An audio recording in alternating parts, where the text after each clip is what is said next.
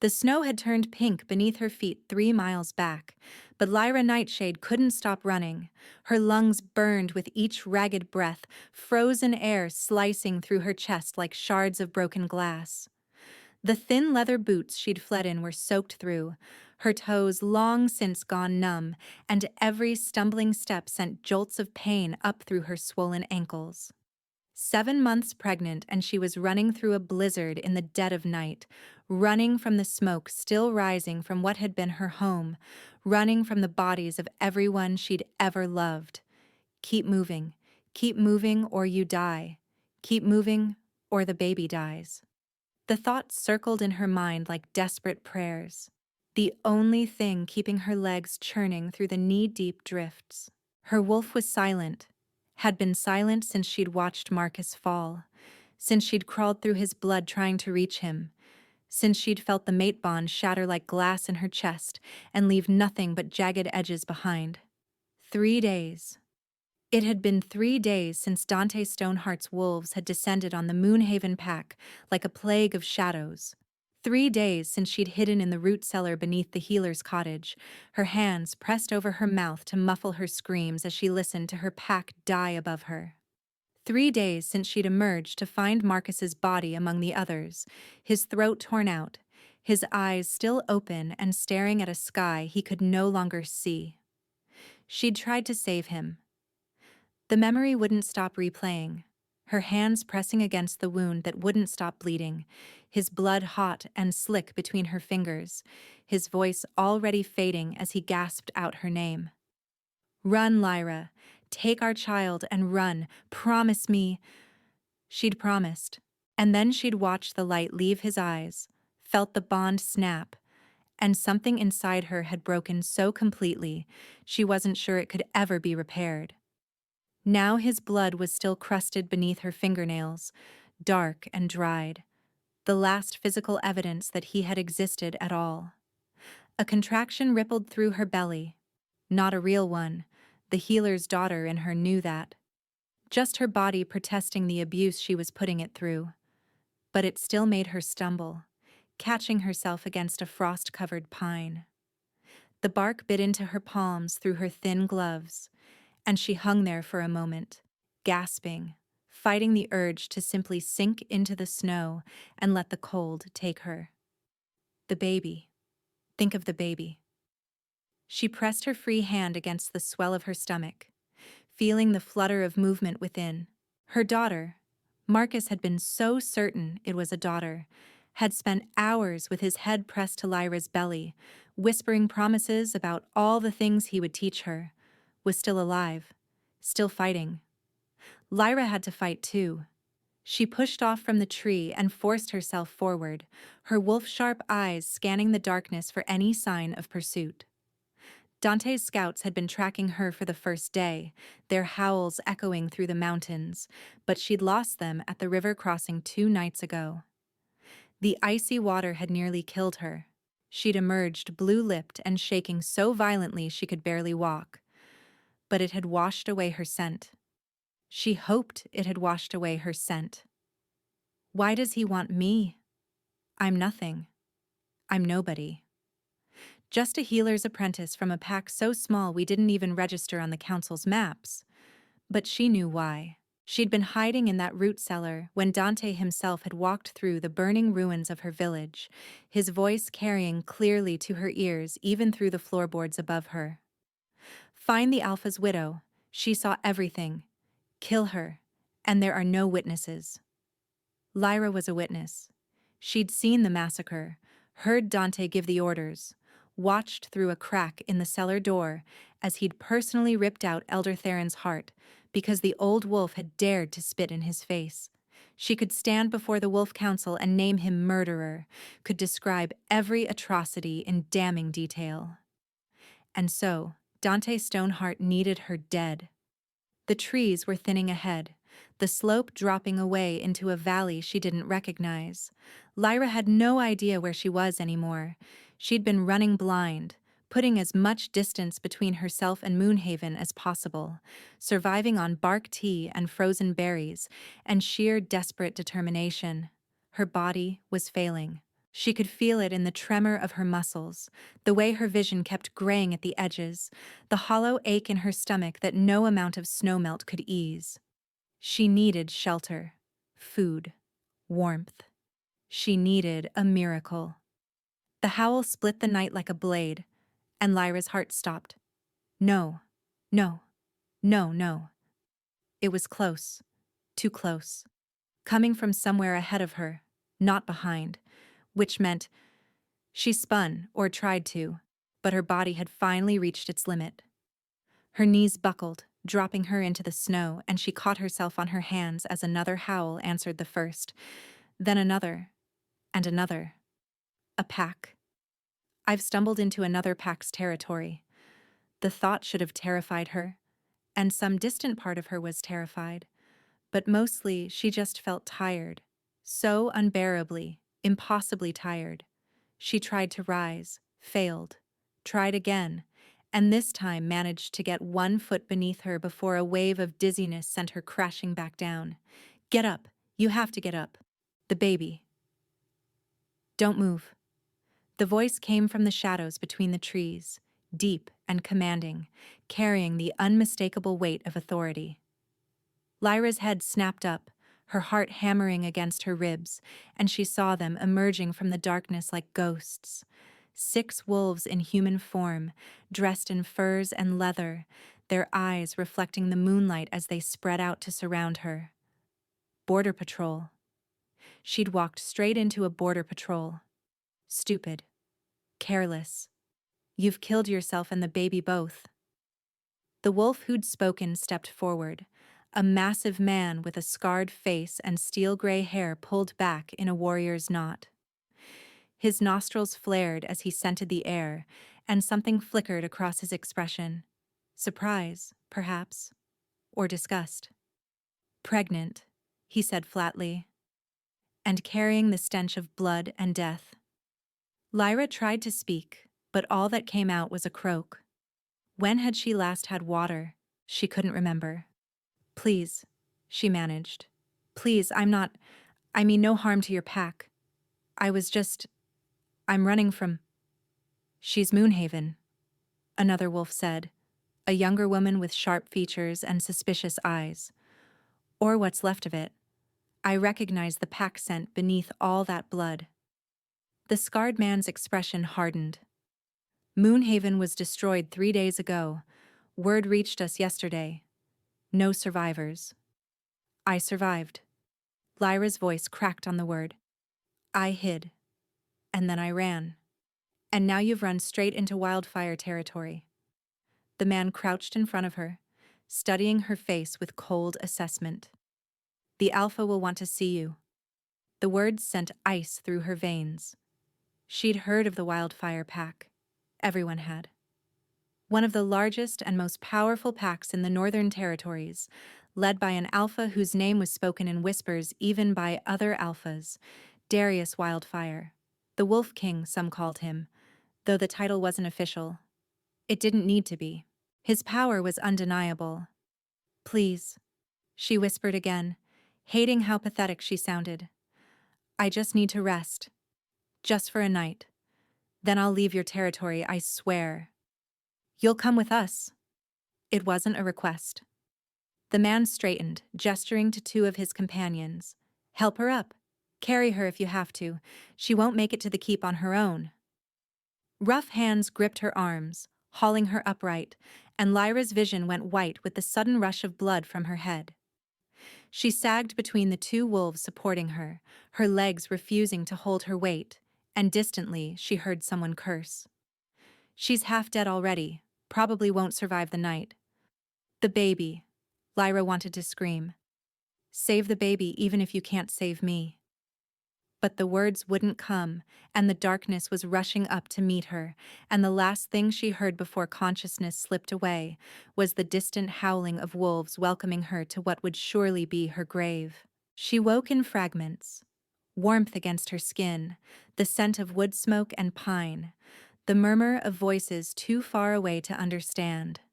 Someone pressed a cup to her lips and tilted water down her throat, and she swallowed convulsively, desperately, suddenly aware of how thirsty she was. Slowly, a voice warned. Female, older, carrying the crisp efficiency of a healer. You'll make yourself sick. Lyra's eyes fluttered open.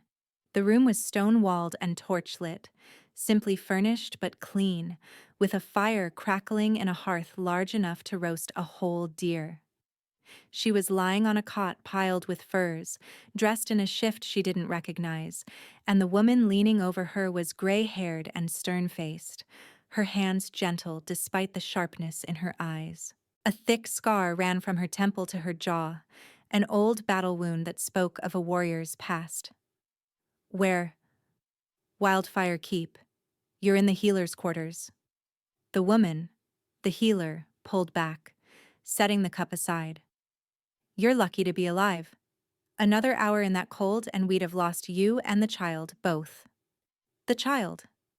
Lyra's hands flew to her belly, panic clawing at her throat, but she felt the familiar swell, felt the flutter of movement in response to her touch, and something in her chest cracked open with relief. She's fine, the healer said, watching her with an unreadable expression. Strong heartbeat, healthy movement. Whatever else you've been through, you protected her well. Helena paused, her brow furrowing. Though there is something unusual. When I was examining you, I felt a strange resonance, like your essence was reaching toward the pack bonds around you. Old magic, perhaps. Something in your bloodline. Lyra's heart stuttered. Her mother's warnings echoed in her memory. Never let anyone know what you can feel, what you can sense. Wolves like us are hunted. I don't know what you mean, she said carefully. Helena studied her for a long moment, then shook her head. Perhaps it was nothing. The stress of your ordeal, combined with the pregnancy, it can manifest strangely. Her. The healer knew. Somehow, she knew. I need to leave. Lyra tried to sit up, but her body refused to cooperate, muscles screaming in protest at even the slightest movement. I can't stay here. There are people looking for me. You're not going anywhere. The healer pushed her back down with surprisingly firm hands. You're suffering from exposure, dehydration, and malnutrition. You've had 2 false contractions since we brought you in. If you try to run again, you'll drop that baby in the snow and die alongside her. The words hit Lyra like a physical blow, stealing the breath from her lungs. She wanted to argue, wanted to insist that she had no choice, but the truth was too obvious to deny. She was trapped. Weak and pregnant and utterly at the mercy of strangers. Marcus. I'm sorry. I tried so hard. The Alpha is coming to see you, the healer continued, her tone softening slightly at whatever she saw in Lyra's face. He has questions. I'd suggest you answer them honestly. Darius Wildfire has little patience for lies. Fear pooled in Lyra's stomach like ice water. She'd heard the stories. Darius Wildfire was brutal to his enemies, they said, ruthless and unyielding, the kind of alpha who crushed rebellions before they began and left his challengers broken at his feet. What would such a man do with a pregnant widow from a destroyed pack? Use her? Trade her? Give her back to Dante in exchange for peace? He'll kill me. Or worse, he'll sell me, and then Dante will kill me. She closed her eyes, trying to steady her racing heart, but all she could see was Marcus's face in those final moments, the fear in his eyes. Not for himself. For her. For their child. Run, Lyra, promise me. She'd promised. And she'd failed. The sound of boots on stone made her eyes snap open, and the healer straightened, her entire demeanor shifting from stern caretaker to respectful subordinate as she bowed her head. Alpha. The word hung in the air like a death knell. Lyra turned her head toward the doorway, her heart pounding so hard she could feel it in her throat, and the world stopped. He was tall. Impossibly tall. Broad-shouldered and lean-hipped. built like a warrior born and bred for battle. Dark hair fell past his shoulders in waves the color of midnight, framing a face that was all harsh angles and brutal beauty. High cheekbones, a strong jaw shadowed with stubble, a mouth that looked carved from stone. He moved with the fluid grace of a predator, each step deliberate and measured, power radiating from him like heat from a flame. But it was his eyes that undid her. Dark as obsidian, ancient and knowing, they swept over her with an intensity that felt like being flayed open and examined to the bone. She couldn't breathe, couldn't think, couldn't do anything but stare as he crossed the room toward her, those eyes never leaving her face. And then, heat. It exploded through her chest like wildfire consuming dry timber, blazing outward through her veins, her nerves, her very bones. Her wolf, silent for 3 days, dormant and dead since the moment Marcus fell, surged forward with a force that left her gasping, pressing against her skin, howling with recognition. Mate. The word reverberated through her like a thunderclap, impossible and undeniable, and she watched in frozen horror as his nostrils flared, as golden light bled into those dark eyes, as a low, possessive growl rumbled from deep in his chest. No, no, this cannot be. This cannot.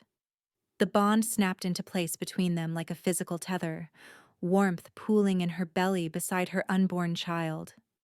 And in that moment of overwhelming emotion, Lyra felt something else, a ripple spreading outward from her chest, touching the pack bonds of the wolves in the corridor beyond, making them stumble and look around in confusion at a disturbance they couldn't explain.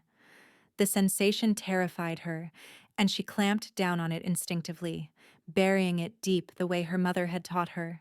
Every instinct Lyra possessed screamed 2 things at once: run and stay.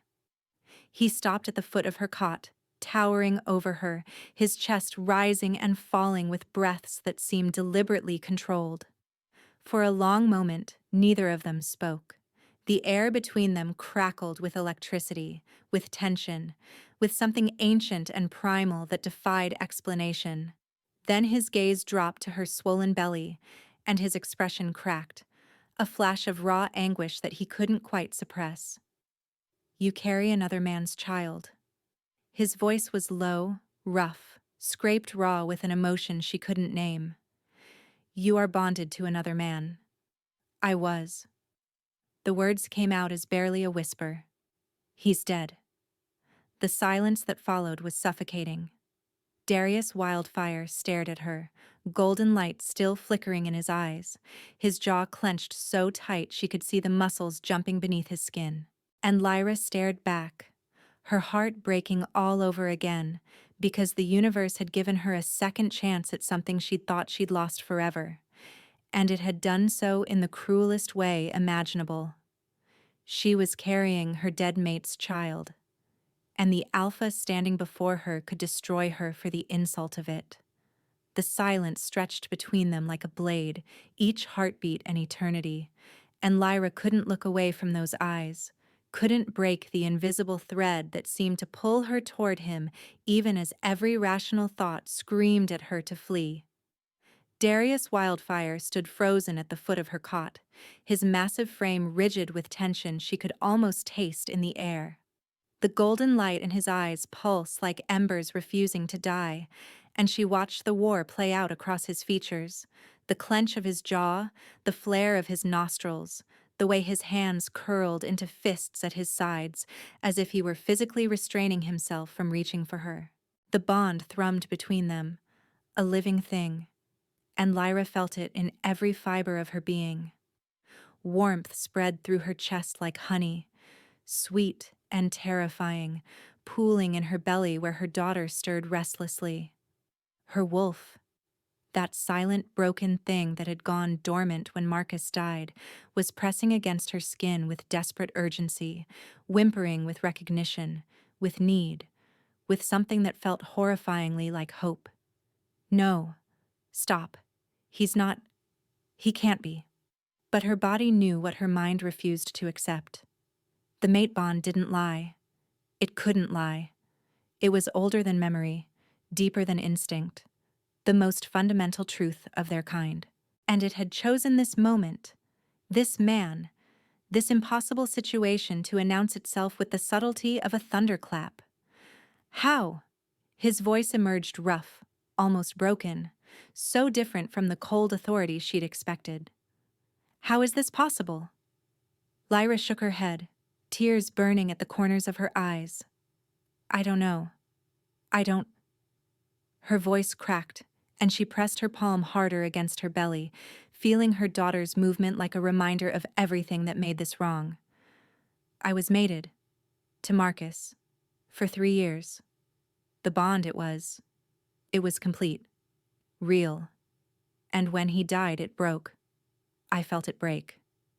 She remembered that moment with perfect, agonizing clarity. The sensation of something vital being ripped from her chest, leaving behind a wound that wouldn't stop bleeding. She'd collapsed in Marcus's blood, screaming his name, feeling the empty place where he'd once lived inside her soul. The old stories. Darius's voice was barely above a whisper. My grandmother used to speak of them. Second-chance mates. Wolves who lose their bonded and find another.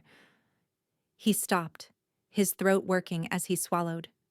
I thought they were myths. So did I. Their eyes met again, and Lyra felt the pull intensify. A physical sensation, like invisible hands pressing against her back, urging her toward him. Her wolf howled inside her skull, demanding she submit, demanding she accept, and she had to dig her fingernails into her palms to keep from reaching out. But even as the bond called to her, terror coiled in her stomach. This man was a stranger, an alpha whose power was legendary, whose very name made other wolves bow their heads in submission. He could claim her, could take her as his right, regardless of her wishes, regardless of the child growing inside her. The law was on his side.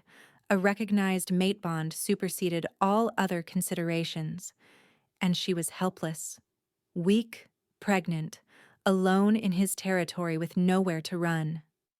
Please. The word scraped past her lips before she could stop it. Please, I can't. I'm not ready for the baby. She's not. Stop. The single word cut through her spiral, carrying enough alpha command to still her racing thoughts. But his voice wasn't cruel, wasn't demanding. If anything, it sounded almost gentle. Darius drew a deep breath, and she watched him visibly pull himself under control. The golden light faded from his eyes, though it didn't disappear entirely, lurking at the edges of his irises like banked coals waiting for fuel. His fists unclenched, his shoulders dropped by a fraction. I'm not going to hurt you. Each word seemed to cost him something, forced out through gritted teeth as if fighting against his own instincts. I'm not going to. He broke off, shaking his head. You're injured. Exhausted. Pregnant with another man's child and grieving his loss. Whatever this is between us, whatever the bond wants, it changes nothing about what you need right now. Lyra stared at him, not trusting what she was hearing. What I need. Rest, food, safety. He held her gaze, and the naked vulnerability in his expression made her chest ache. Those are the only things that matter tonight, do you understand? She didn't. She didn't understand any of this. 3 days ago, she'd had a mate, a pack, a life. 3 days ago, she'd been happy. Genuinely, completely happy for the first time she could remember. And now she was lying in a stranger's keep, bound by a force she couldn't control to an alpha who could crush her with a thought. And nothing made sense anymore. But she nodded anyway, because what else could she do? Good. Darius turned to the healer who had been standing silent and motionless through the entire exchange, her weathered face carefully blank. Helena, she's to have whatever she needs. Food, medicine, whatever makes her comfortable. And no one disturbs her without my express permission. Is that clear? Yes, Alpha. Helena's voice carried the weight of authority. This was no ordinary healer, Lyra realized. The scar, the way Darius addressed her directly, the deference the other wolves showed her. This woman was his beta, the pack's second in command, who had apparently chosen the healing arts over warfare in her later years. If her condition changes, if anything happens to her or the child, I want to know immediately. Of course, Alpha. He nodded once, a sharp jerk of his head, and then he was striding toward the door with the same fluid grace that had carried him in. But at the threshold, he paused, turned back. His eyes found hers across the room, and for just a moment, the mask of control slipped. She saw it then, the longing, the desperate, aching hunger of a wolf who had finally found what he'd been searching for. And beneath it, the iron will that was forcing him to walk away when every instinct demanded he stay. I will return in the morning, he said quietly, when you're rested. We need to talk about what happens next, about... He trailed off, and she watched his throat move as he swallowed. About everything. Then he was gone, the door closing behind him with a soft click, and Lyra was left alone with the healer and the impossible reality of what had just happened. Her hands were shaking. She didn't realize it until she looked down and saw them trembling against the furs, her fingers twitching with the echo of sensations she couldn't name. The bond stretched between them like a golden thread, growing taut with distance as the Alpha walked away, and part of her wanted to scream at the wrongness of it. Marcus. I loved Marcus. I still love Marcus. How can I feel this for someone else when his blood is barely dry beneath my fingernails? But another part of her, the wolf part, the primal part that existed beneath conscious thought, was already reaching toward the new bond, already yearning toward the warmth it offered. It felt like the worst betrayal imaginable. Drink this. Helena was pressing another cup into her hands, this one steaming faintly, the scent of herbs rising from its surface. Lyra took it automatically, wrapping her trembling fingers around the warm ceramic. What is it? Something to help you sleep. Something to keep the false contractions at bay. The healer's voice was neutral, clinical, but her eyes were sharp with a curiosity she didn't voice. You need rest more than you need answers right now. Lyra wanted to argue, wanted to demand explanations about the wildfire pack, about their alpha, about what would happen to her tomorrow and all the tomorrows after that. But exhaustion was pulling at her like iron weights attached to her limbs, and the warmth of the fire and the softness of the furs were making her eyelids impossibly heavy. She drank the tea. It tasted of chamomile, and something bitter she couldn't identify, and within minutes, darkness was rising up to claim her. Her last conscious thought was of golden eyes watching her with desperate hunger, and the impossible hope that maybe, just maybe, she might be safe for one more night. She dreamed of blood, of Marcus's blood, hot and slick between her fingers, his life pouring out faster than she could hold it in, of his eyes going dim, his voice fading, his hand reaching for her face with the last of his strength. Run, Lyra, promise me. She dreamed of fire, of smoke rising from the buildings where she'd grown up, of screams that cut off one by one until only silence remained. She dreamed of Dante Stoneheart's smile as he walked through the burning ruins, his voice carrying to where she hid like a rat in its hole. Find the Alpha's widow. Kill her. And then the dream shifted, and instead of Marcus lying dead before her, it was him. The dark-haired Alpha with eyes like obsidian, his throat torn out, his blood staining the snow the same shade of crimson. And she was screaming, clawing at his chest, trying to hold his life inside him, and the mate bond was shattering all over again. Lyra woke with a gasp, her heart racing, her hands pressed protectively over her belly. The fire had burned down to embers, the room dim and shadowed. And for a long moment, she had no idea where she was, not the root cellar, not the frozen forest, Somewhere warm, somewhere that smelled of pine and wood smoke and him. The scent hit her like a physical force, and she turned her head to find him sitting in a chair by her bedside, watching her with those impossibly dark eyes. "You were crying out in your sleep," Darius said quietly. "The healer gave you something for nightmares, but it doesn't seem to have worked." Lyra's throat was dry, her voice hoarse when she spoke. "How long have you been here?" "An hour. Perhaps 2." He didn't look away from her face, didn't try to hide the intensity of his gaze.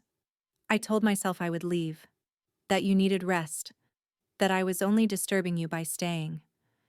But every time I tried to walk out that door..." He trailed off, his jaw tightening, and she understood.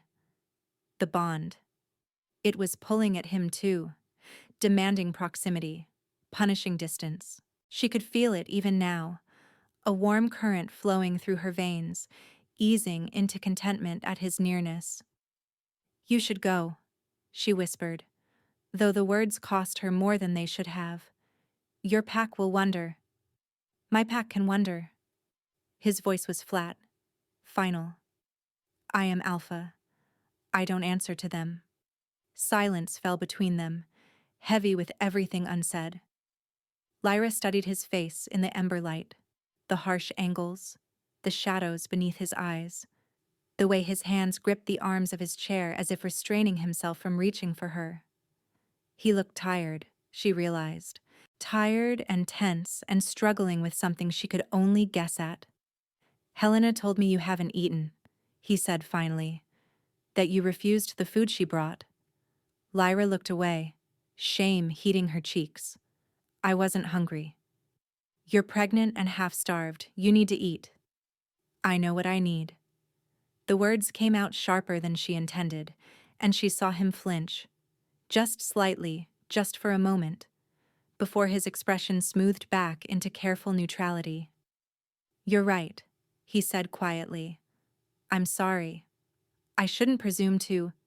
He stopped, drew a breath, and when he spoke again, his voice was gentler. "I brought something, in case you changed your mind." He gestured to the small table beside her cot, and Lyra turned to find a wooden tray she hadn't noticed before. It held a bowl of something that smelled of rich meat and vegetables, a hunk of fresh bread, a small pot of what might have been honey. Simple food, but more than she'd seen in days. Her stomach cramped with sudden vicious hunger, and she heard him make a small sound, something between a sigh and a groan. "You haven't eaten in days," he said flatly. "I can hear your stomach from here. Please, whatever else you feel about me, about this situation, please don't starve yourself to make a point." It wasn't a command. It was something closer to a plea, and for some reason, that broke through her resistance where demands would have only strengthened it. Slowly, painfully, she pushed herself upright. The movement made her head swim, and she had to close her eyes against a wave of dizziness. But then, there were warm hands steadying her. Large hands, impossibly gentle, supporting her without trapping her. "Easy," Darius murmured. "Take your time." When she opened her eyes, he was kneeling beside the cot, his face level with hers, those dark eyes filled with unmistakable fear. Fear for her, she realized with a shock. Not fear of what she might do or say, but genuine terror at the thought of her falling, hurting herself, hurting the baby. "I'm fine," she managed, "just dizzy." He didn't move away, didn't release her until she nodded to indicate she was steady. And even then, he only drew back far enough to reach for the tray, bringing it to rest across her lap with careful precision. "Eat," he said softly, "please." She ate. The stew was rich and perfectly seasoned, the bread still warm from the ovens, the honey sweet on her tongue. After days of bark tea and frozen berries and the gnawing emptiness of starvation, it was almost painfully good. She tried to eat slowly, knowing her shrunken stomach would revolt if she gorged herself, but every bite made her want to weep with relief. Darius watched her in silence, his expression unreadable, but she could feel his satisfaction radiating through the connection between them, a steady warmth that felt like rightness, like seeing her eat was the most important thing in the world. When she finally pushed the empty bowl away, he took the tray without a word and set it aside. "Thank you," she whispered. "You don't need to thank me." His voice was rough. "Caring for you isn't—" He stopped, his hands clenching at his sides. "This isn't kindness, Lyra. This is necessity. If you don't understand that yet, you will." She didn't know what to say to that. Didn't know what he meant. Or maybe she knew exactly what he meant and was too afraid to acknowledge it. So she said nothing, and he rose to his feet, and for a long moment, they simply looked at each other. "Sleep, now," he said finally. "I'll be back in the morning, as I promised, and tomorrow we'll talk about what comes next." He was almost to the door when she found her voice. "Why are you doing this?" He paused, his hand on the handle, but he didn't turn around. "You could have left me to die in the snow," she continued, the words tumbling out before she could stop them.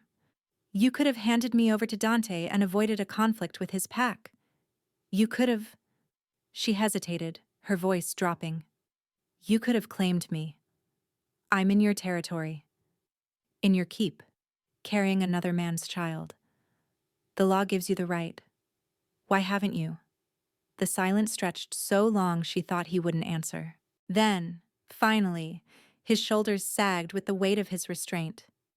"Because the mate bond doesn't give me ownership of you," he said quietly. "It gives me the responsibility of earning your trust. And I would rather die than become the kind of alpha who takes what isn't freely offered." He opened the door and slipped through, and Lyra was left alone with the dying fire and the echo of words that made no sense coming from a man with his reputation. She fell asleep, still trying to puzzle them out, the mate bond warm and steady in her chest, and for the first time since Marcus died, she didn't dream of blood. The whispers started the next morning. Lyra heard them as she was being moved from the healer's quarters to what Helena called more suitable accommodations. A small but comfortable chamber in the keep's family wing, close enough to the alpha's own rooms that the implication made her cheeks burn. "Did you hear? The alpha's taken in a stray, a widow carrying some dead wolf's pup. She's Moonhaven. That pack was slaughtered by Dante Stoneheart. He'll come for her, mark my words." "And what then? We go to war for some pregnant bitch who wandered into our territory?" Helena's face remained impassive, but Lyra saw the way her lips pressed together, the slight tension in her shoulders. The healer was unhappy with what she was hearing, but she said nothing, guiding Lyra through corridors lined with stone and tapestry. Lyra tried to ignore the stares, the muttered comments that cut off abruptly whenever someone noticed her looking. She was used to being watched. She'd been Alpha's widow in Moonhaven, after all, subject to scrutiny and expectations she'd never asked for. But this was different. This was hostile. "They don't want me here. Of course they don't. I'm a burden, a mouth to feed, a potential cause of war." The mate bond tightened in her chest like a protective embrace, and she had the strangest sensation that Darius could feel her distress, that somewhere in this vast keep he was aware of her discomfort, and it troubled him. Which was ridiculous. The bond was barely formed and she'd done nothing to nurture it. He couldn't possibly. "The Alpha will see you settled," Helena said, pushing open the door to her new chamber. "He's been called to the council chambers, some matter that required his immediate attention, but he asked me to inform you that he'll visit this evening." Lyra nodded, stepping into the room and taking in the space that would apparently be her prison for the foreseeable future. It was nicer than she'd expected. A real bed rather than a cot, covered in thick furs and plush cushions, a fireplace with a healthy blaze already crackling, a window that overlooked the keep's inner courtyard, where wolves in human form went about their daily business. "There's clothing in the chest," Helena continued. "Nothing fancy, but it should fit you well enough, despite—" She gestured vaguely at Lyra's belly. I'll have food sent up, and if you need anything, pull that cord by the bed. Someone will come. Helena? The healer paused at the door, her weathered face neutral. Why is everyone so angry that I'm here? I know I'm a burden, but surely. You're not a burden. Helena's voice was clipped. Or you wouldn't be, if not for the bond. She hesitated, then sighed, some of the stiffness leaving her posture. The Alpha has had suitors for years. Influential wolves have been parading their daughters before him, hoping to secure an alliance through mating. He's refused them all, refused even to consider taking a Luna. And now, suddenly, he's bonded to a pregnant widow from a destroyed pack, a woman who brings nothing but trouble and the threat of war with Dante Stoneheart. Lyra's stomach sank. They think I've trapped him somehow. Some do. Others think you're simply bad luck, that you'll bring the same destruction to Wildfire that came to Moonhaven. Helena's expression softened slightly. And a few, the ones who matter, understand that the bond isn't something that can be chosen or refused. Those are the ones you need on your side.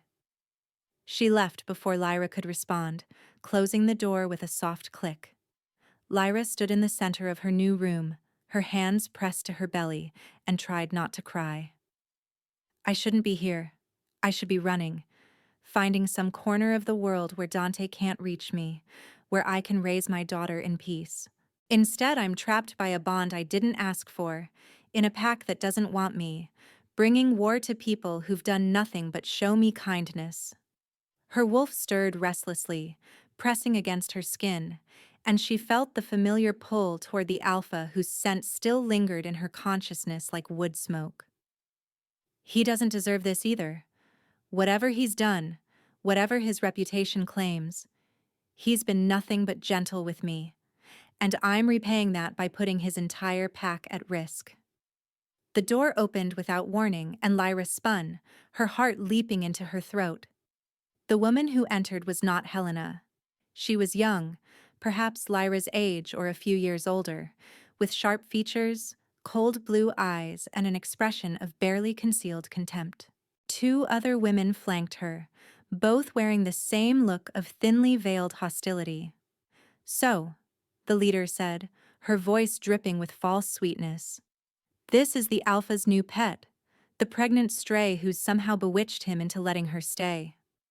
Lyra's chin lifted, a flash of the pride she'd learned as Marcus's mate surfacing despite her fear. I haven't bewitched anyone, and I'm not a pet. No? The woman stepped closer, her nostrils flaring. Then what are you? Because from where I'm standing, you look like a scheming little Omega who saw an opportunity and took it. Got yourself knocked up by one Alpha, and when he died, went hunting for another. Rage flashed through Lyra, hot and bright and utterly unexpected. Her wolf surged forward with a snarl, and she felt that strange power uncurl in her chest again, reaching toward the bonds that connected these women to their pack. Alara's eyes widened, her hand flying to her chest as if she'd felt something brush against her very soul. The other two women stepped back, their faces pale with sudden, inexplicable fear. My mate was murdered protecting our pack, Lyra said, her voice low and deadly calm. Our home was burned, our people slaughtered, and I spent 3 days running through a blizzard with nothing but the clothes on my back and the child in my belly. I didn't choose to come here. I didn't choose any of this. And if you think for 1 second that I'm here to steal something from you, enough. The word cracked through the room like thunder, and all 4 women froze. Darius stood in the doorway, and Lyra had never seen anything more terrifying than the look on his face. His eyes blazed solid gold, his lip curled back to reveal elongated canines, and the power radiating from him was almost visible, a pressure in the air that made it hard to breathe. Alara. His voice was soft, almost gentle, and somehow that made it worse. What are you doing in my mate's chamber? The woman, Alara, paled, her earlier bravado evaporating like mist in sunlight. Alpha, I heard what you were only. Darius stepped into the room, and the three women stumbled backward, their wolves' instincts forcing them to submit to the raw authority pouring off him. You called her a scheming omega, a pet, implied she somehow engineered our bond for her own benefit. I didn't mean. You meant every word. He stopped directly in front of Alara, towering over her, and when he spoke again, his voice carried the full weight of alpha command. Let me be perfectly clear, Lyra Nightshade is my fated mate. She carries a child who will be raised as my own, as my heir. Any insult to her is an insult to me, any threat to her is a threat to me, and anyone who makes her feel unwelcome in her own home will answer to me personally. Alara was trembling now, her head bowed, unable to meet his eyes. Yes, Alpha, I understand. Good. He turned to look at Lyra, and just for a moment, the rage in his expression softened into tender concern, a look that made her chest ache.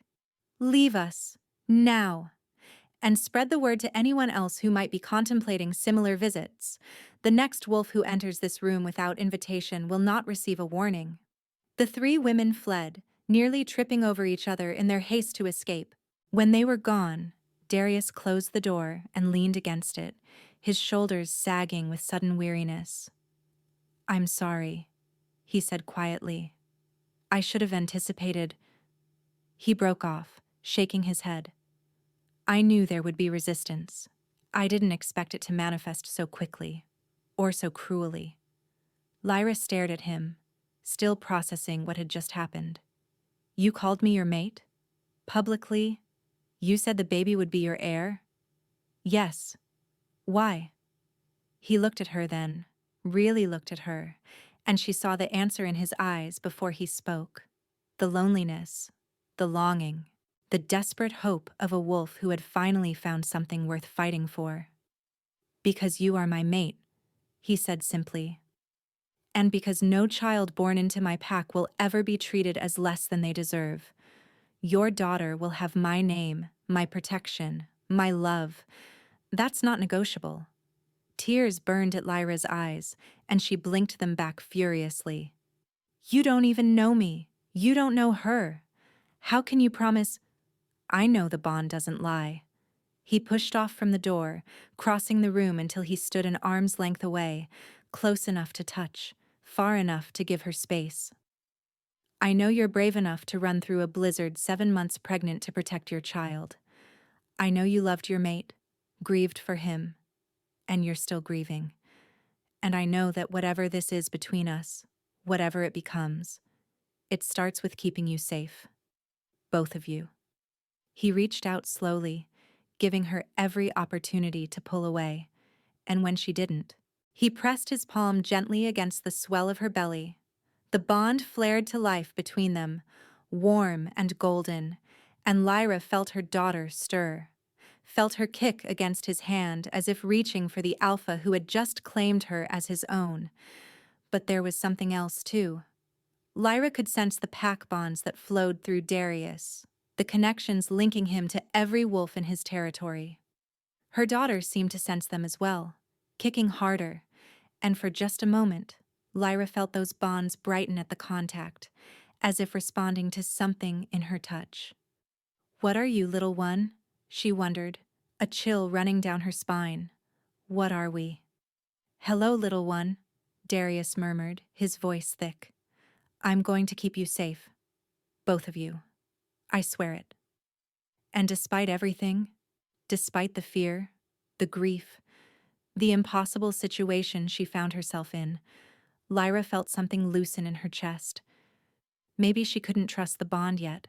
Maybe she couldn't trust him. Not fully. Not after everything she'd been through. But for the first time since Marcus died, she thought maybe she could learn to. The warmth of his palm against her belly lingered even after he pulled away, and Lyra found herself missing the contact immediately, a realization that sent a fresh wave of confusion crashing through her. She shouldn't want this. shouldn't want him. Her mate had been dead for barely a week, and here she stood, her traitorous body yearning for the touch of another wolf. But the bond didn't care about propriety. It didn't care about grief or guilt, or the tangled mess of emotions that made her chest feel like it was being squeezed by invisible hands. It simply was, a golden thread connecting her to this alpha who had just declared her child as his heir, who had defended her against his own pack members without hesitation, who looked at her like she was something precious rather than a burden to be tolerated. "You should rest," Darius said quietly, taking a deliberate step back. "It's been a difficult morning. It's been a difficult week." The words came out more bitter than she intended, and she winced. "I'm sorry, I didn't mean." "You meant it, and you're right." He moved toward the door, then paused with his hand on the frame. "I have duties to attend to, but I'll send someone to bring you food and anything else you need. Real food this time, not just broth. You need to rebuild your strength." Darius. His name felt strange on her tongue, too intimate, too familiar, but it stopped him mid-step. "Thank you. For what you said to them.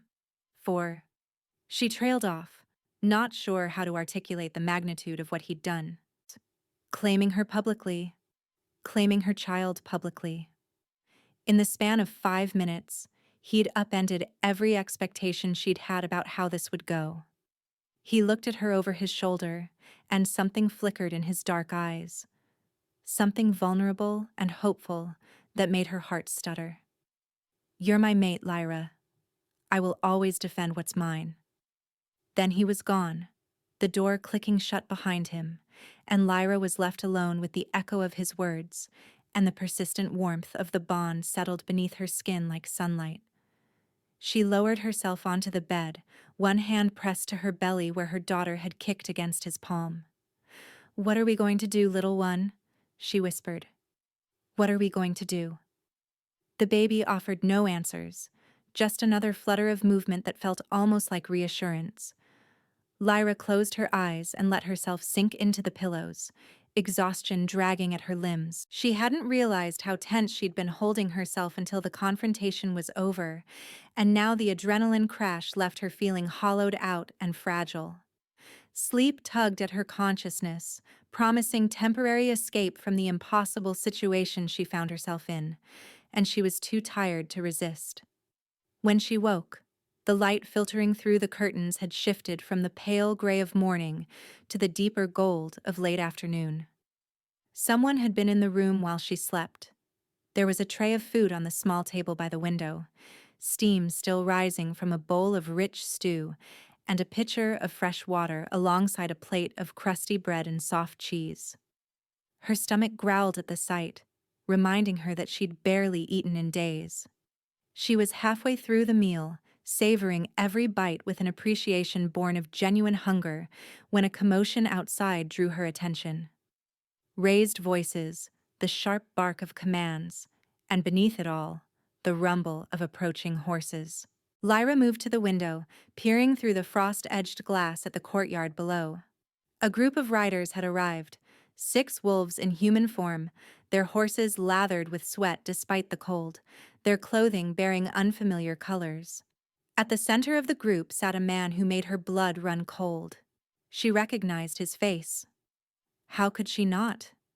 It had been the last thing she'd seen before everything went dark 3 days ago, before she'd woken to fire and screaming and Marcus's blood soaking into the snow. Dante Stoneheart. He dismounted with the easy grace of a predator, his dark hair gleaming in the winter sunlight, a pleasant smile curving his lips that didn't reach his ice-blue eyes. He was handsome in a way that made her skin crawl. All sharp angles and predatory confidence, the kind of wolf who used charm as a weapon and discarded it the moment it stopped being useful. Lyra stumbled back from the window, her heart hammering against her ribs. He was here. The wolf who had ordered the slaughter of her pack, who had stood by while his soldiers cut down elders and children alike, who had watched her mate die and done nothing. He was here, in wildfire territory, acting as though he had every right to be. She pressed herself against the wall, fighting the urge to scream. Her wolf surged forward, fangs bared, desperate to tear through flesh and bone, to make him pay for what he'd done. But she was 7 months pregnant and barely recovered from her ordeal. She wouldn't survive a fight with him, and even if she could, his wolves would cut her down before she landed a single blow. Think. She had to think.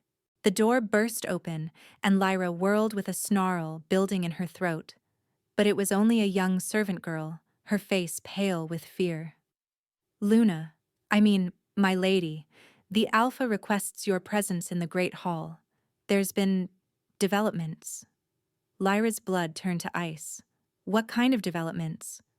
I don't know, my lady, but there's an envoy from the Stoneheart Pack, and they're demanding. The girl broke off, wringing her hands. Please, my lady, the Alpha said to bring you immediately. Every instinct screamed at her to run, to flee through the window, into the forest, away from the monster who had destroyed everything she loved. But running hadn't saved her pack. Running hadn't saved Marcus. And if she ran now, she would be leading Dante straight to her. A pregnant Omega alone in the wilderness. Easy prey for a wolf who had already proven he had no qualms about slaughtering the innocent. Take me to him, she said, her voice steadier than she felt. The great hall was packed when she arrived. Wolves crowded along the walls and clustered in small groups, their faces ranging from curious to openly hostile. The tension in the air was thick enough to choke on, and beneath it all, Lyra could feel the pack's uncertainty, their alpha faced with an impossible choice, their territory threatened by forces they might not be strong enough to repel. Darius stood at the center of the room, his massive form radiating barely contained fury. His wolves flanked him on either side, their postures rigid with the effort of not attacking the interlopers in their midst. And there, standing directly before the Alpha with that same pleasant, predatory smile, was Dante Stoneheart. His eyes found Lyra the moment she entered, and something ugly flickered across his face. Satisfaction, perhaps, or anticipation. Ah, he said smoothly, his voice carrying across the sudden silence. There she is, the Omega I've been looking for. Darius moved so fast Lyra barely saw him. One moment he was standing still. The next he was positioned directly between her and Dante, his body a wall of muscle and barely leashed violence. You will not address my mate, he growled, the alpha command in his voice making several wolves whimper and drop their gazes. Dante's eyebrows rose in exaggerated surprise. Your mate? How interesting. Word reached me that you'd taken in a stray, but I had no idea the bond had manifested. How convenient. Say what you came to say, Stoneheart, and then get out of my territory. Of course, of course. Dante spread his hands in a gesture of false conciliation. I simply came to collect what belongs to me. That Omega, he pointed at Lyra, his smile never wavering, is a member of the Moonhaven Pack. Or rather, she was, before that unfortunate business with the rogues. Rogues. Darius's voice was flat, dangerous. Is that what you're calling your soldiers now? I'm sure I don't know what you mean. Dante's eyes glittered with malice barely concealed beneath his pleasant demeanor. The Moonhaven Pack was attacked by rogues 3 days ago. A tragedy, truly. But the Omega survived, and as the nearest Alpha, it falls to me to ensure her safety. Lyra's hands were shaking. She could feel the truth pressing against her lips, demanding to be spoken, but she knew that the moment she accused him openly, he would find a way to silence her. He had connections on the Wolf Council. He had allies in half the packs across the territory. Her word against his would mean nothing without proof, and the only proof had burned along with her home. She's my mate, Darius repeated, each word a separate threat. She goes nowhere. Ah, but here's the thing. Dante's smile widened, becoming something sharp and cruel. I have a claim that predates your bond. You see, Moonhaven owed me a debt, a substantial one. Their alpha refused to pay, and so I was forced to take alternative measures. The Omega and her unborn child were promised to me as collateral. The lie was so brazen, so utterly without foundation, that Lyra couldn't help the gasp that escaped her. That's not true. Marcus never— Her dead mate was a desperate man, Dante interrupted smoothly, not even looking at her. He made deals he couldn't keep. It's not my fault she was kept ignorant of the arrangement. He turned back to Darius, his expression hardening. I'm willing to be reasonable about this.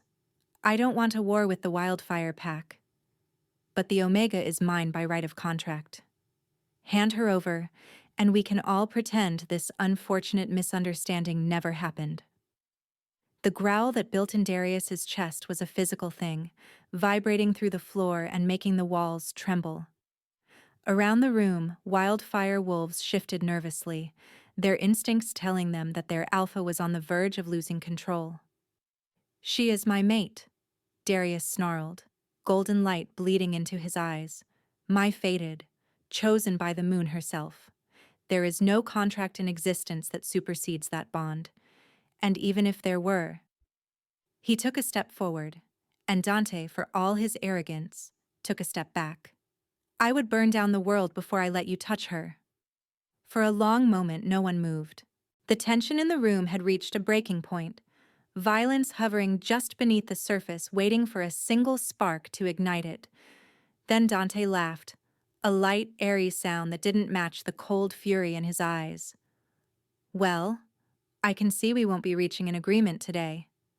He adjusted the cuffs of his coat, the gesture deliberately casual. I'll give you 3 days to reconsider, Alpha Wildfire. 3 days to decide whether one Omega, however pretty, however fated, is worth the lives of your entire pack. He turned to leave, then paused, looking back over his shoulder at Lyra with an expression that made her want to crawl out of her skin.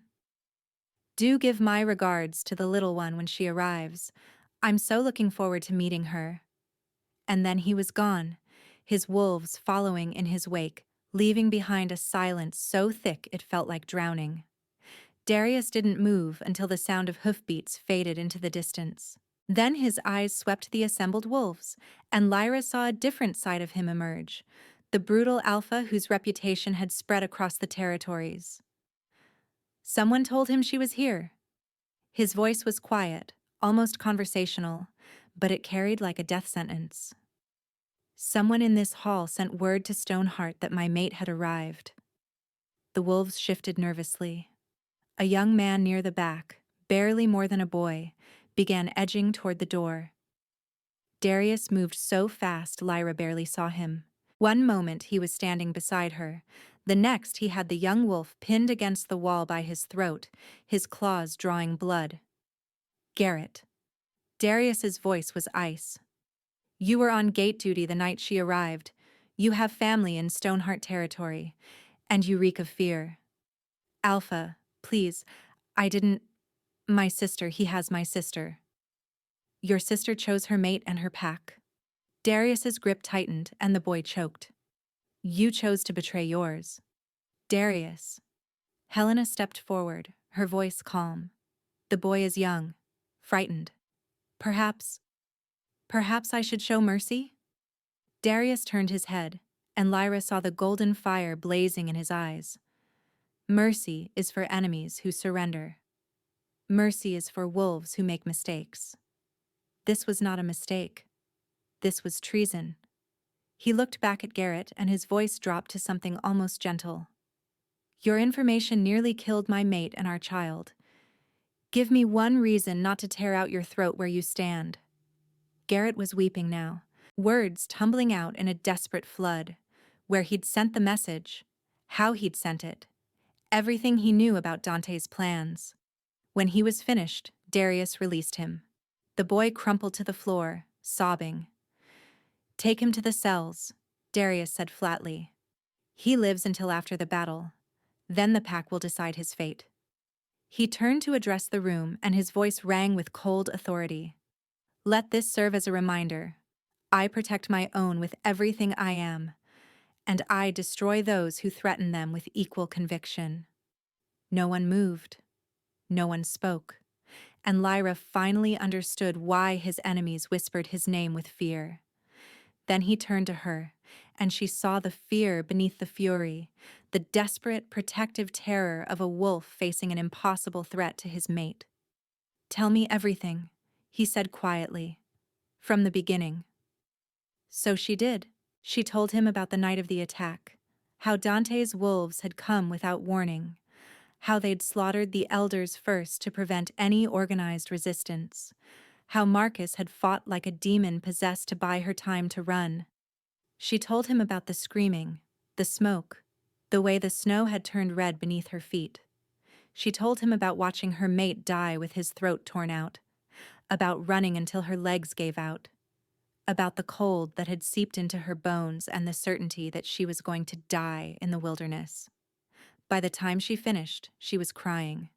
Great, heaving sobs that shook her entire body. And Darius was there, pulling her against his chest, his arms wrapped around her with a gentleness that belied his size. "He won't touch you," he murmured into her hair. "I swear to you, Lyra, on my life, on my honor, on everything I am, he will never touch you." "He has forces," she choked out. "More wolves, more resources. The wildfire pack is strong, but nothing." He pulled back just enough to cup her face in his hands, thumbs brushing away her tears. "You're my mate. You're carrying my heir, and I would rather die than see either of you harmed." She believed him. That was the terrifying part. She believed him completely, without reservation.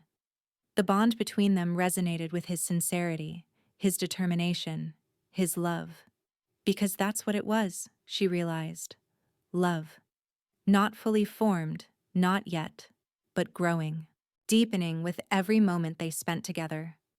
"We need a plan," she said, forcing herself to think through the fear. "Dante won't stop. He's not just after me. He wants what I know. I saw what he did. I can testify before the Wolf Council." "Then that's what we'll do." Darius's jaw set with determination. "We'll gather evidence.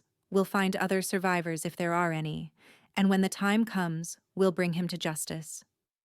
"And if there's not enough time? If he attacks before we're ready?"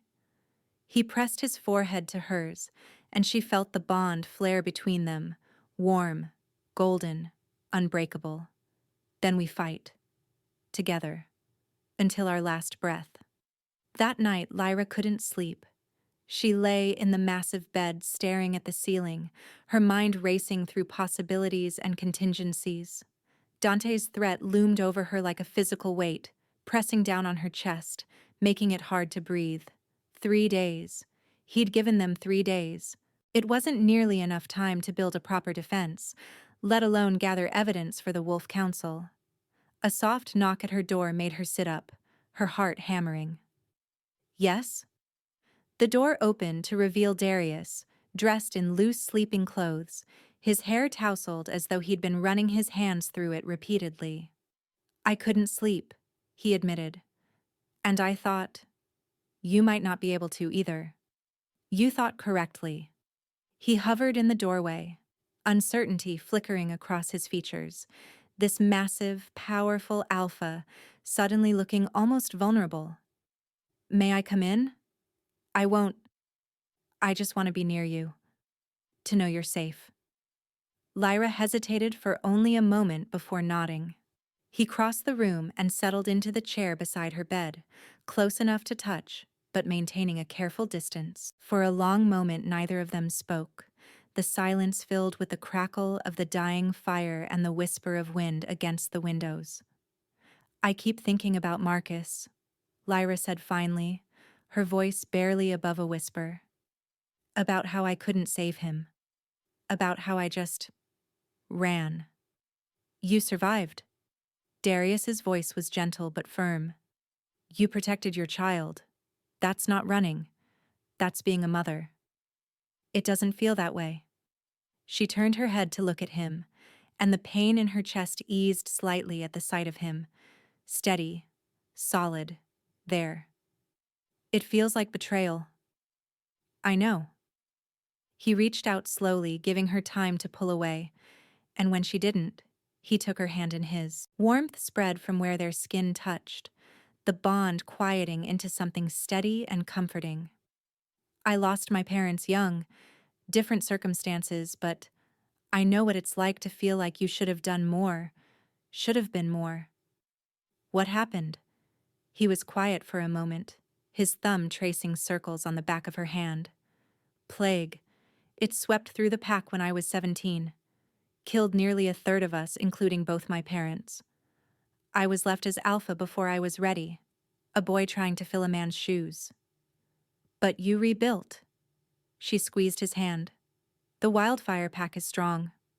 It took years, and I made mistakes along the way.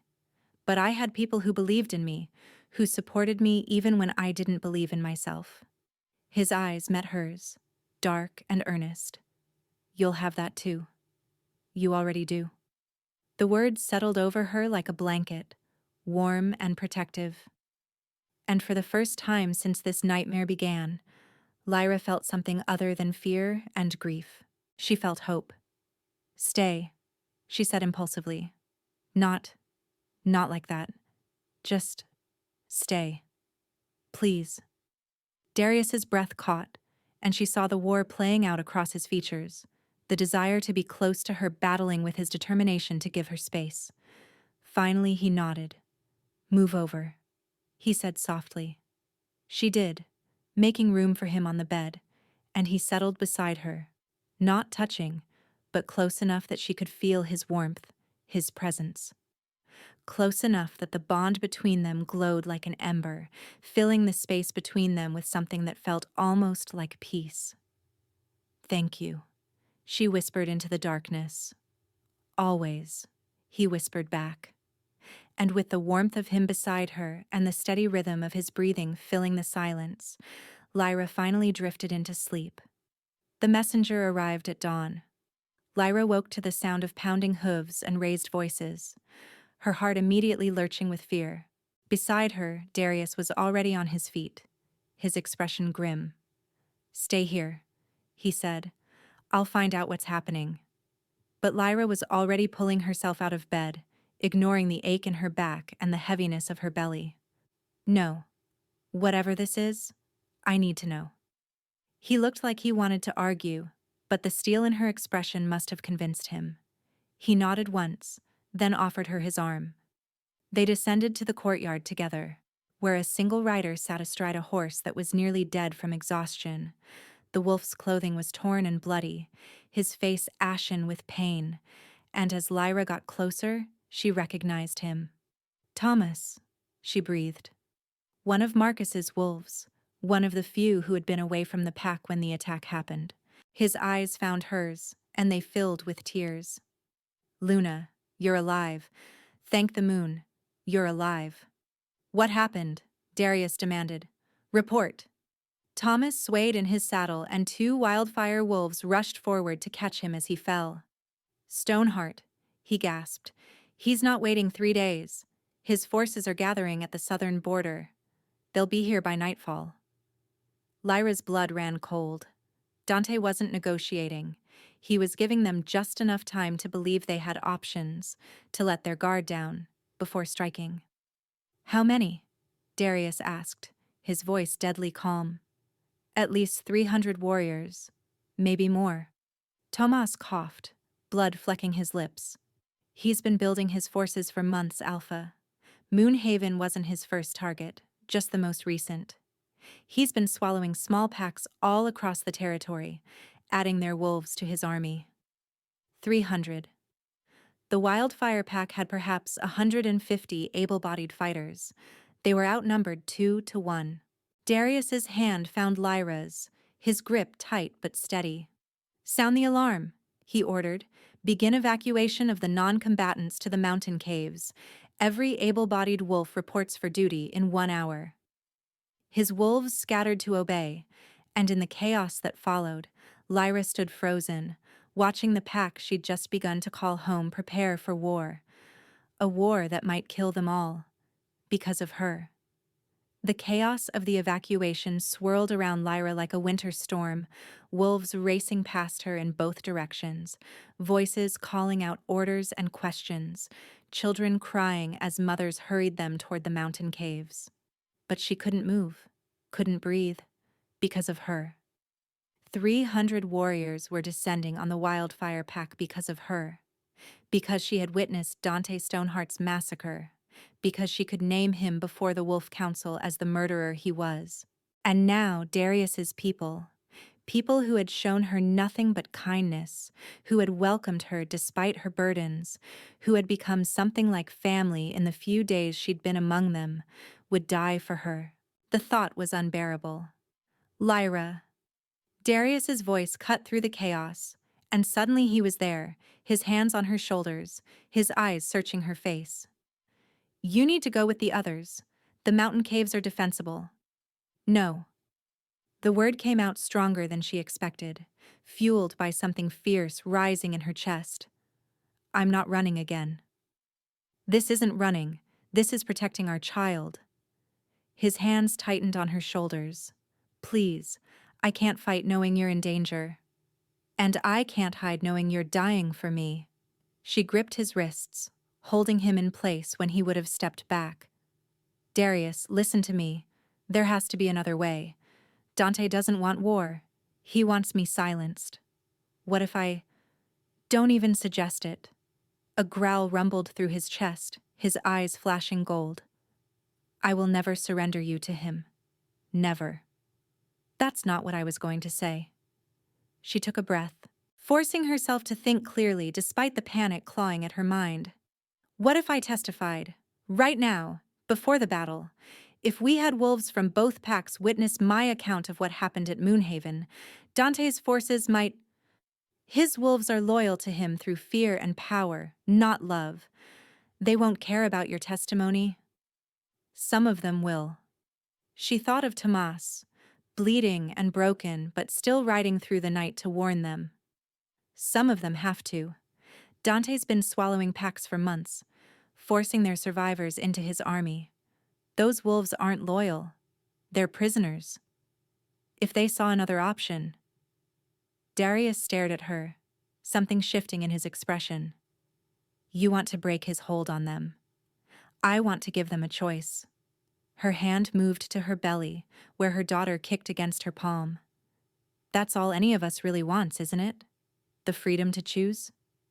He was quiet for a long moment, the sounds of the evacuation fading into background noise as his eyes held hers. She could feel the bond between them drawn tight as a bowstring, vibrating with tension, with fear, with something deeper that she still wasn't ready to name.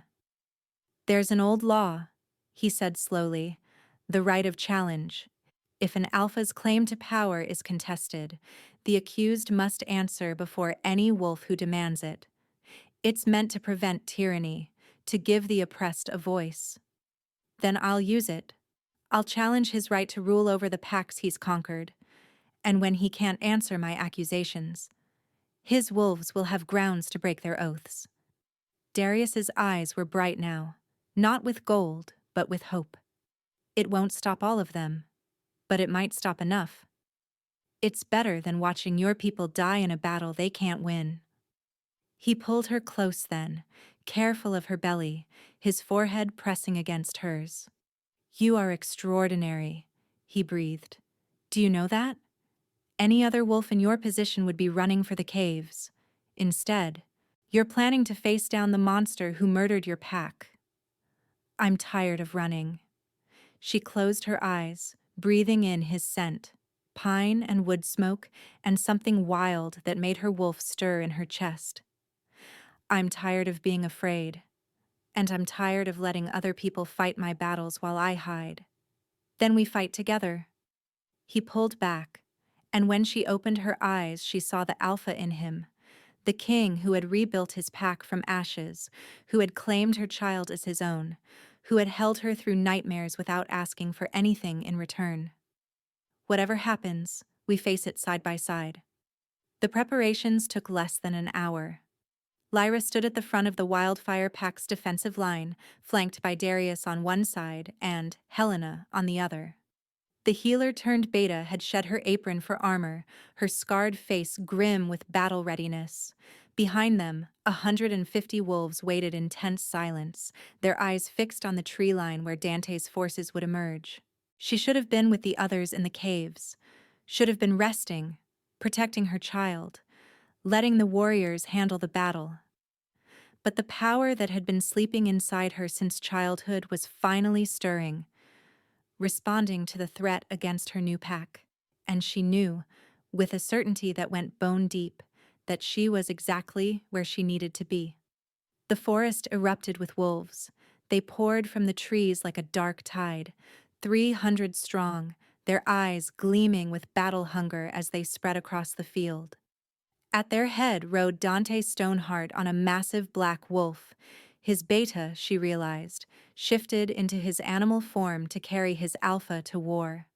Dante himself was exactly as she remembered. Handsome in a cold, cruel way, with pale eyes that seemed to look through people rather than at them. He wore armor of black leather and silver, and the sword at his hip was stained with old blood. Blood he'd never bothered to clean, a trophy of past kills. "Alpha Wildfire," he called, his voice carrying across the field. "You have something that belongs to me. I have nothing of yours." Darius's voice was steady, but Lyra could feel the rage coiling beneath his calm. "You're on my territory, Stoneheart. Turn back now, and I'll let you keep your life." Dante laughed, a cold, sharp sound that made Lyra's skin crawl. Bold words for a wolf outnumbered 2-1. "But I'm not here for you." His pale eyes found Lyra, and she forced herself not to flinch. "Hello, little Luna. You've caused me quite a bit of trouble." "Good." The word came out stronger than she expected. "You murdered my pack. My mate. You think I would make it easy for you? I think you'll come with me willingly, or I'll kill everyone you've ever cared about and drag you away in chains." He smiled, and it was like watching a snake bare its fangs. "The choice is yours." This was it. The moment she'd been building toward. Lyra stepped forward, and she felt Darius tense beside her, felt his hand reach for her arm, but she shook her head slightly, and he held back, trusting her, supporting her, even now. "I invoke the right of challenge," she said, and her voice rang across the battlefield, loud and clear despite the thunder of her heart. "I contest your claim to rule over the packs you've conquered, Dante Stoneheart. I name you Oathbreaker, Murderer, and Tyrant." A ripple went through Dante's forces. She could see it. Wolves turning to each other, surprise and confusion in their eyes. Some of them recognized the old law. Some of them remembered what it meant. "You have no standing to invoke that right," Dante snarled. "You're not an alpha. You're nothing. A pregnant widow, with delusions of power. I am the sole survivor of the Moonhaven pack." Lyra's hands were shaking, but she clasped them together over her belly and forced them still. "I witnessed you murder our alpha, Marcus Nightshade, in cold blood. I watched your wolves slaughter children, elders, wolves who had already surrendered. And I carry the last heir of the Nightshade line in my womb, a child with every right to demand justice for her father's murder." Silence fell over the battlefield. Even Dante's wolves had stopped their restless movement, their eyes fixed on Lyra with desperate, fragile hope. "Is this true?" A voice from Dante's ranks, a young female wolf with haunted eyes. "Did you really kill surrendered wolves?" "Silence!" Dante snapped, whirling on his forces. "This is a war, not a trial. Kill them all." But no one moved. Lyra felt it then. The power that had been stirring inside her since she arrived at Wildfire Keep. The gift Helena had sensed during her examination. The force that had reached toward Alara and made her flinch. The same power her mother had warned her to hide since childhood, because wolves like them, bond weavers, her grandmother had called them, were hunted by those who feared their abilities. She reached for it now. The power unfurled in her chest like a flower opening to the sun, warm and golden and impossibly strong. She could feel the pack bonds, all of them, Darius's wolves, bound together by love and loyalty, and Dante's wolves, chained by fear and force, their bonds twisted and wrong and aching to be free. She could break those chains. The knowledge came to her instinctively, like remembering something she'd always known. She reached out with the power humming through her veins, found the dark threads that bound Dante's conscripted wolves to his will, and severed them. The effect was immediate and devastating. Wolves throughout Dante's ranks staggered, gasping, their eyes going wide as the bonds that had enslaved them simply vanished. Some fell to their knees. Others shifted back to human form, sobbing with relief. And still others turned to look at Dante with new eyes, eyes full of hatred and fury, and the burning need for justice. What? What did you do? Dante stumbled backward, his pale eyes wide with something Lyra had never seen in them before. Fear. What are you? I am Lyra Nightshade. She stepped forward again, and this time, wolves from Dante's own ranks parted to let her pass. And I am the truth you tried to bury. Kill her! Dante screamed at his remaining wolves, the core of his original pack, the ones bound to him by true loyalty rather than force. Kill her now! Perhaps 24 wolves surged forward, but 3 times that many moved to intercept them. Wolves who had been prisoners minutes ago, who now fought for their freedom with the desperation of the newly freed. In the chaos that followed, Lyra kept walking. She found Dante at the edge of the battlefield, his back to a massive oak, his remaining wolves falling around him one by one. He was no longer the confident predator who had ridden to war expecting easy victory. He was a cornered animal, wild-eyed and snarling, wolfsbane-coated blades clutched in both hands. And Darius was already there. Her mate. Because that was what he was, she realized. What he had been since the moment their eyes met across the great hall, had fought his way through Dante's forces to reach their leader. He was bleeding from a dozen wounds, his breathing ragged, but his eyes burned with golden fire as he faced the wolf who had threatened everything he loved. Surrender, Darius growled. It's over, Stoneheart. Your army has abandoned you. Your lies have been exposed. There's nowhere left to run. I am an alpha. Dante's voice cracked on the words. I don't surrender. I don't lose. He lunged. The wolfsbane blades caught Darius across the chest, and Lyra screamed as her mate staggered backward, the poison already working through his system. She could feel it through the bond, the weakness spreading through his limbs, the fire in his blood, the way his wolf howled in agony at the corruption. Dante raised his blade for the killing blow. No! Lyra threw herself forward without thinking, placing her body between Dante and her fallen mate. The power was still coursing through her, wild and desperate, and she poured it into a single command that resonated with every wolf on the battlefield. Stop.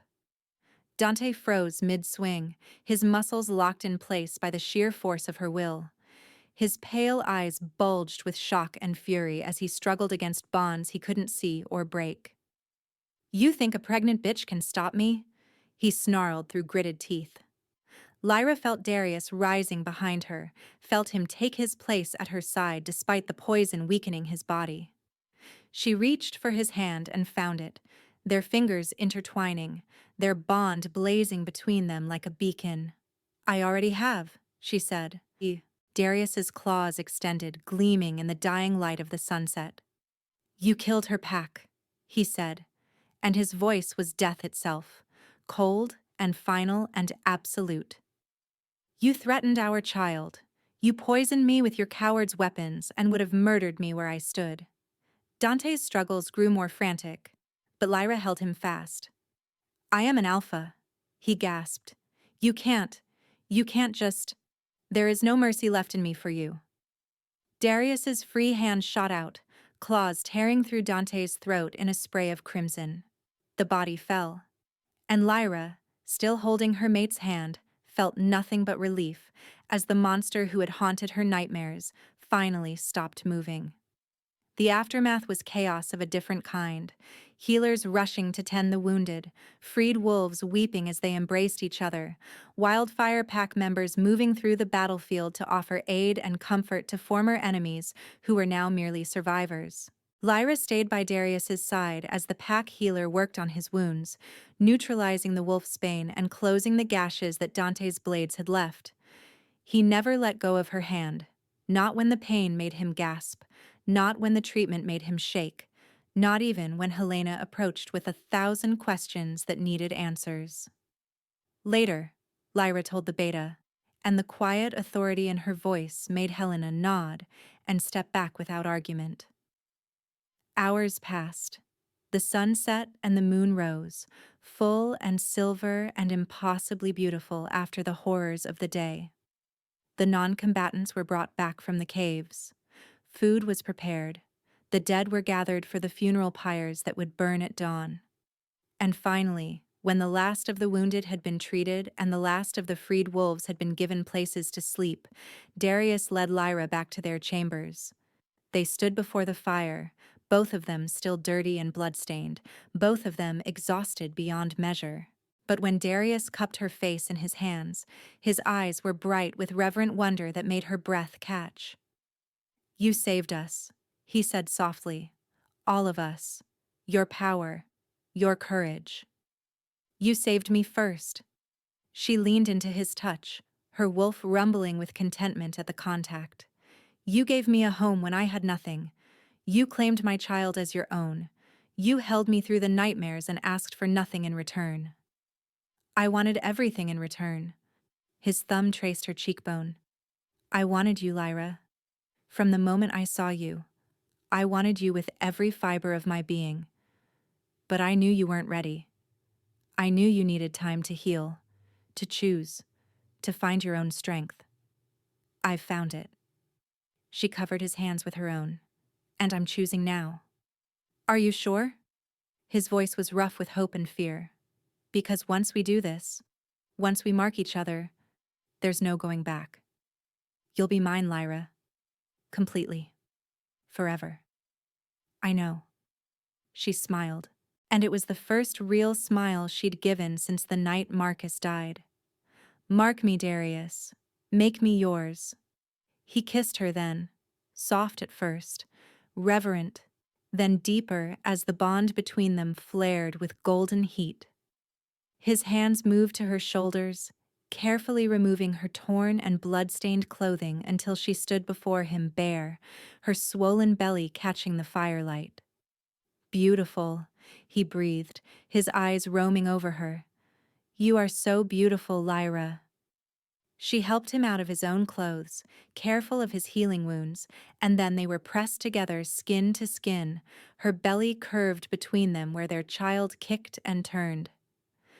"This child is mine," Darius said, his hand splaying over her stomach. "Born of your body and Marcus's seed, but mine to raise and protect and love. My heir. Our daughter." "Our daughter," Lyra agreed, and tears spilled down her cheeks. Not from grief, but from a joy so overwhelming she couldn't contain it. He guided her to the bed, laying her down gently before settling beside her. His lips traced a path down her neck, and she felt his teeth graze the sensitive junction where her shoulder met her throat, the place where a mate's mark would go. "I need you to say it," he murmured against her skin. "I need to hear you choose this. I choose you." Her voice was steady despite the thunder of her heart. "I choose us. Mark me, Alpha. Make me your Luna." His teeth sank into her flesh, and Lyra gasped at the pain, sharp and bright and almost unbearable. But then the bond ignited, a transformation rippling through her, and the pain melted into pleasure so intense it stole her breath. Heat flooded through her, golden and wild, and suddenly she could feel him, not just beside her, but inside her, part of her, woven into the very fabric of her soul. She felt his loneliness, years of it, decades, an alpha standing alone at the top of his pack, with no one to share his burdens. She felt his fear, the terror that had gripped him when he saw her for the first time, knowing that this pregnant, grieving widow was his fated mate, and that she might never accept him. She felt his love, overwhelming, all-consuming, a devotion so complete that it brought fresh tears to her eyes. And running through all of it, bright as a river of light, she felt his need for her. Not just her body, not just the bond, but her strength, her courage, her impossible, stubborn refusal to give up even when the world had taken everything from her. He released her neck, licking the wound to seal it, and pulled back to look at her with eyes that blazed pure gold. "Mine," he growled, and the word was a prayer. "Not yet." She pushed herself up, ignoring the pleasant ache in her neck, and reached for him. "Not until I claim you too." Understanding flickered in his eyes, and he tilted his head, baring his throat to her, the most vulnerable gesture an alpha could make. "Then claim me, Luna. Make me yours." She kissed her way up his chest, feeling his muscles tremble beneath her lips, until she reached the junction of his neck and shoulder. Her wolf rose within her, eager and demanding, and when her teeth sank into his flesh, she felt their bond complete itself with a surge of power that left them both gasping. Now she was inside him too. Now she felt what he felt, the pleasure-pain of her bite, the overwhelming relief of finally being claimed after so many years alone, the fierce protective love that encompassed not just her, but the child she carried. "Yours," she whispered against his skin. "Mine. Mate," they said together, and the word was a vow, a promise, an unbreakable truth. They held each other as the moon rose higher, their bodies intertwined, the bond between them settling into something warm and permanent, and absolutely right. Lyra could feel it like a second heartbeat, his presence in her soul, his love wrapped around her like armor, his strength bolstering her own. She had lost so much, her pack, her mate, her home. Everything she had known and loved had been torn away, and for a time she had thought there was nothing left for her but survival. But she had been wrong. There was this.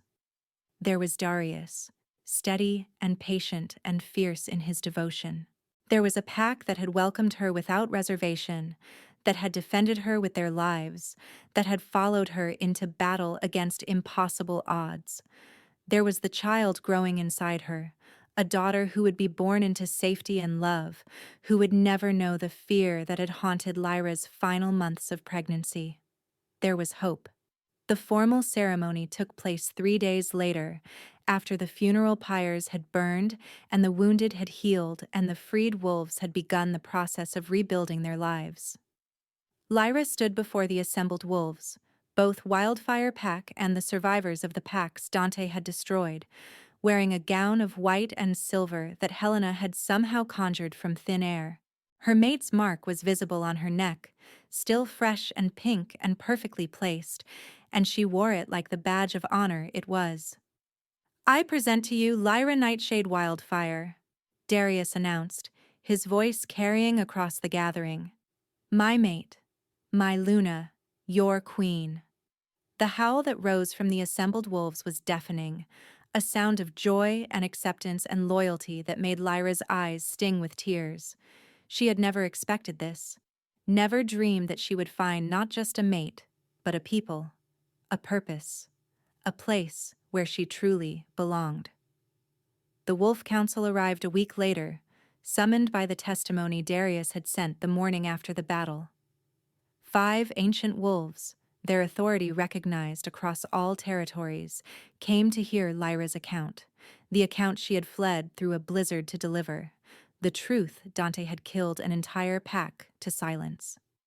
She stood before them in the great hall, her mate beside her, and spoke every word she had carried since that terrible night. She described the screams, the smoke, the way Dante had walked through the ruins of her home, ordering deaths with the casual ease of a man ordering dinner. She named the elders who had been murdered for refusing to submit. She described Marcus's final moments, his last words, the way he'd died protecting the family he would never see completed.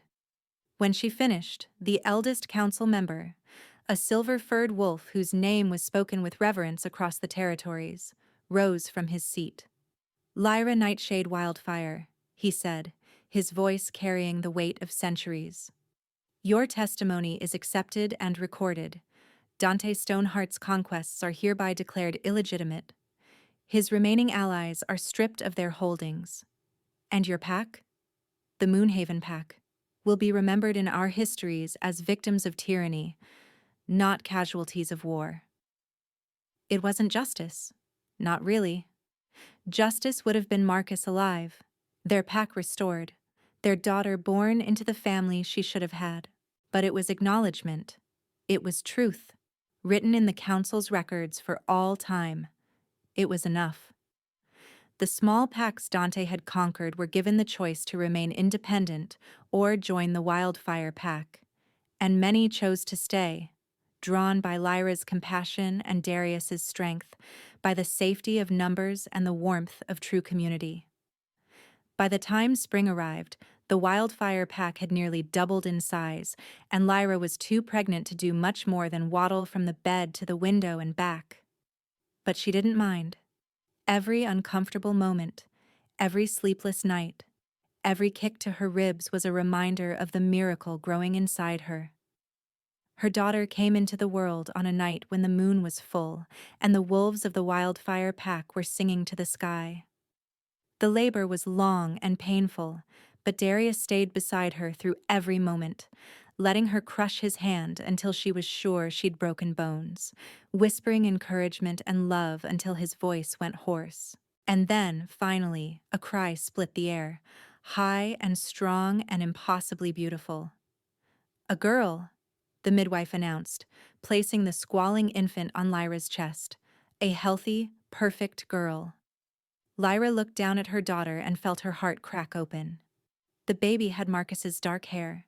She could see that already, but the determined set of her tiny jaw reminded Lyra of Darius, as if the bond between them had left its mark on the child who would be their shared legacy. "She's beautiful," Darius breathed, his voice thick with emotion. He reached out one trembling hand to touch the baby's cheek, and when her tiny fingers wrapped around his, he made a sound that might have been a sob. "What will we name her?" Lyra asked, though she already knew the answer. Darius looked at her, his eyes bright with tears. "Hope," he said. "Her name is Hope." 2 years later, Lyra stood on the highest ridge of Wildfire territory, her mate's arms wrapped around her, their daughter sleeping against his chest. Below them, the wolves of their pack ran free through the moonlit forest, hunting, playing, living without fear for the first time in years. The scars were still there. They always would be. Lyra still woke sometimes from nightmares about the massacre, still felt a pang of grief when something reminded her of Marcus, still caught her breath when strangers approached too quickly. But the scars were healing. "What are you thinking about?" Darius murmured against her hair. "How far we've come." She leaned back into his warmth, the bond between them a quiet river of contentment. "How lucky we are." "Lucky?" He huffed a laugh. "You call nearly dying in a frozen wilderness, being forced into a claiming you never asked for, and fighting a war while 7 months pregnant lucky? I call finding you lucky." She turned in his arms to face him, careful not to wake hope. "I call having this. A mate who loves me, a daughter who needs me, a pack that follows us. I call that the luckiest thing that ever happened to me." His eyes softened, and he pressed a kiss to her forehead. "I love you, Lyra Wildfire." "I love you too," she smiled. "My alpha, my king, my mate."